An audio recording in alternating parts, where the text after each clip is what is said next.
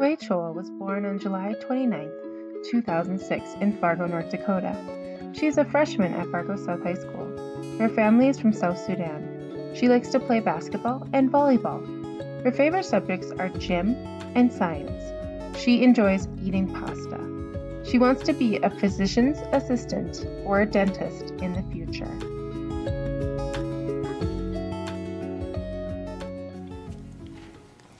Mama, what was it like living in South Sudan? I asked my mom while my family was having dinner. Louder. Kuei, we could camp, my mom told me. We were eating injera with soup, which we usually ate for dinner. I wanted to know more about our culture and history, and what it was like to come to the US from a different country.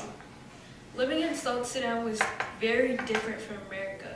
The food was healthier, and it was always hot outside, she finally said with excitement. Did you like living there? I asked. I liked living in Sudan because my family was there. But there were also some things that were not so great that happened there.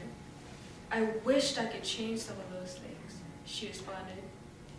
I learned that living in South Sudan was difficult for my parents because of the war that happened between the two tribes, the Dinka and the Nuer. The Dinka was my tribe and is the largest tribe in South Sudan. What was it like living there with the two tribes? I asked my mom. People would get hurt and houses would get ruined, she said. Is that why people had to go to refugee camps? I asked. Yeah, your uncle, grandmother, cousins, and me, we all had to go there to be safe, my mom said. One of the camps they went to was called Terkiti, which was in Ethiopia. My dad told me he was in the army during that time. Why did you decide to come to the US? I asked my mom. Well, because of the war, it wasn't safe anymore. So we came to start a new life and have a family.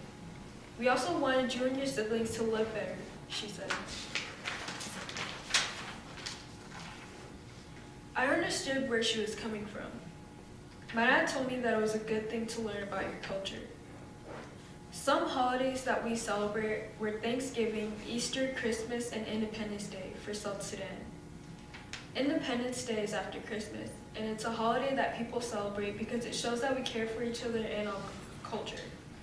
Sometimes on holidays, we would go to parties, dance to music, and eat food. My family would also talk about some things that I barely understood, because I only knew little of my language. Luckily, every day I started to get better at speaking Dinka and Arabic to my parents.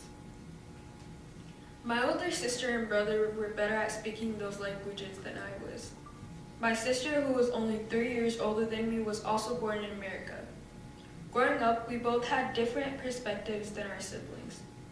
We both grew up around people who spoke English, and we would only watch American TV. Sometimes my sister and I would have disagreements with the rest of our family. But now that they're older, they understand. My mom told me about my family back in South Sudan. I would always hear my mom talking on the phone to her nephew and mother back in Sudan. My parents tried their best to also help them out financially. I like my culture, I said cheerfully. Well, I'm planning to go back in South Sudan in March, if you'd like to come, my mom said happily. One day I will go, but not now, I said, smiling back. What kind of food do they eat? Is it similar to the food in America? Well, we would eat rice, asida, walwal, and injera, she told me. Injera is a delicious flatbread that is sometimes plain and sour. It is made from teff flour. It was usually something that was made in Ethiopian and Eritrean restaurants. But now it's something that a lot of Africans eat. The soup is made with meat, carrots, peas, and more. Walwala is a food that is made with spinach or collard greens. Something we also like to eat with it is called a cook, which is made from flour. Sometimes I like to put spices in it, like my mom's special hot sauce, which she makes with habanero chilies and lemon and salt. A cup is one of my favorite foods that my mom makes. Holidays are very important to my family because we spend time with siblings, cousins, friends, and aunts and uncles. Where does my grandmother live? I asked my mom curiously. She lives in the village in South Sudan, she said. I wondered what it might be like in the village, what kind of house she was living in, and when I'd get to see her. Will I ever get to meet her? I asked. Yes, you will when we get the chance to go there, my mom said with a chuckle. My mom then continued to tell me what she was like and how my siblings and I resembled her. Well, you look a little like her, she added. I was very eager to see what she looked like, so my mom showed me a photo. This is your grandmother, she said. Wow, she does look like me, I said surprised. Now I know where I get my cheekbones, everyone laughed. I thought she was so beautiful. She's very tall, my older sister Mona told me. A lot of people in Africa are really tall. Just like you, I said, making a funny face. Living in America, not knowing much about my country was difficult. I had thought about how long my life could be and how much more I could learn by just asking my siblings and parents. Some things that my family has experienced are things that Black people experience today. That was another hard thing for them coming to America. Racism is something that all people of races experience. I think of how my dark skin color is and how it is different from others. Sometimes the things that people say to each other are mean, but some of the things that people say can often offend us, even if it's just teasing someone. Living in America had been a positive and negative thing for my family, but sometimes it was not easy when we were treated in a different way, just because of our skin color. That was also something that made me angry. In 1865, Abraham Lincoln abolished slavery. That was 156 years ago. But still today, we experience racism and police brutality. It made me very sad that there are still people like that in the world.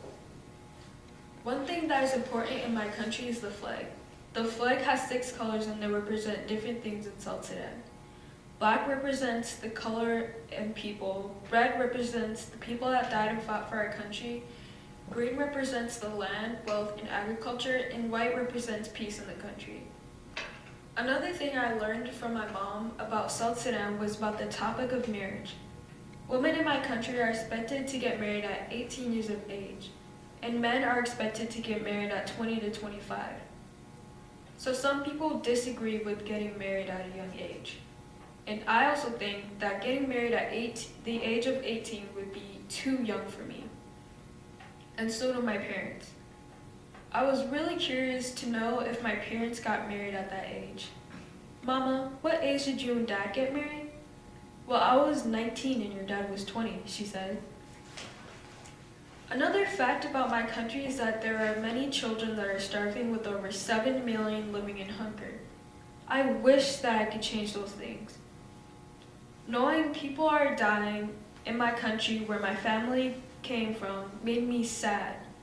When I thought about some of my family living back in South Sudan, it pained me to see all those things happening on TV, and I was so far away. My parents would talk to the phone with my family members in South Sudan, and they would tell us of the bad conditions. There are so many things that I wish I could change for my family and friends in South Sudan. I thought about how far I had come and where I was. When I would think about all of the things that I had, which many people in South Sudan didn't have, I felt very fortunate. I will never forget the one thing that I learned from my family. They taught me to always remember where I came from and to always embrace my skin color as well as my native country.